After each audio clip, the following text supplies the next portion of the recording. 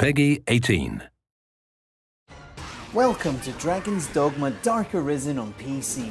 You've heard the console kids banging on about it being one of Capcom's greatest, and it is, for ages now, and finally it comes to the PC. Now don't worry about feeling left behind. I'm going to take a couple of minutes to bring you up to speed with 5 tips on how to get started in Dragon's Dogma. You start Dragon's Dogma like most RPGs. You're a simple fisher person going about your fisher person life when all of a sudden a giant red dragon attacks your village, pops open your chest and eats your heart. Much to your surprise, you wake up not dead and find out that you are in fact the Arisen, fated to quest against your winged assailant and restore order to the land. It seems that this is but one of endless mirrored worlds cursed to endure the dragon's rampage until an Arisen is able to best it. Will you be different than the others that came before you? Now, tip number 1, you haven't even left your village before you discover what's so special about being the Arisen, aside from the ability to walk about without a heart. It's that you're given command of the Pawn Legion,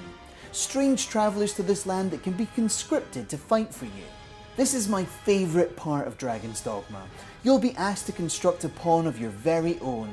Your new best pal that will be by your side for the rest of the game, and better yet, be your representative that will be recruited by other players in their game. What your pawn learns on those adventures they share with you, be it the way out of a dungeon or how best to tackle a beast that's giving you trouble.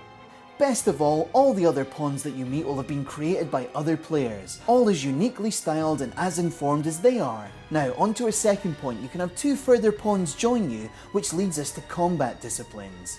Both you and your pawn can change fighting vocations to become specialised in areas.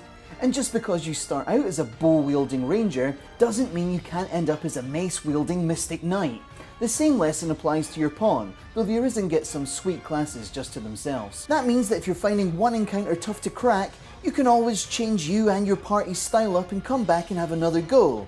This includes hiring new pawns in place of the old ones, especially if their skills are not up to scratch. Don't worry, they won't take it personally. May our paths cross again.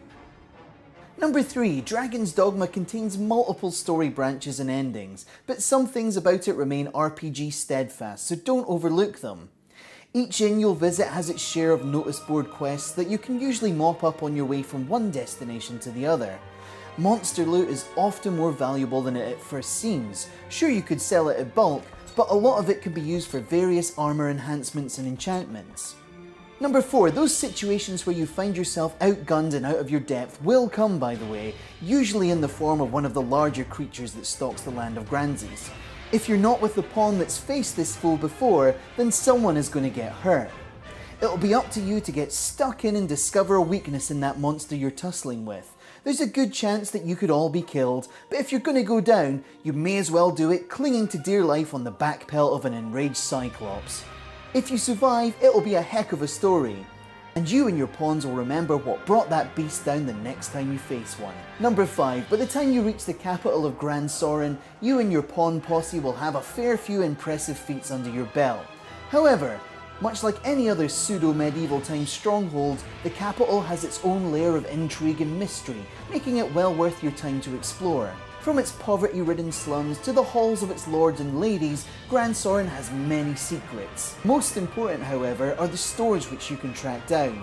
Everything from the blacksmiths to the barbers, they all have their uses. The most infamous of all is the Black Cat, where you can find nefarious forgeries and exotic accoutrements that you won't find anywhere else in the land. Remember to keep both you and your pawn equipped with the best gear you can. You don't want to send your pawn off to another player's game in just the robes you found them in, do you?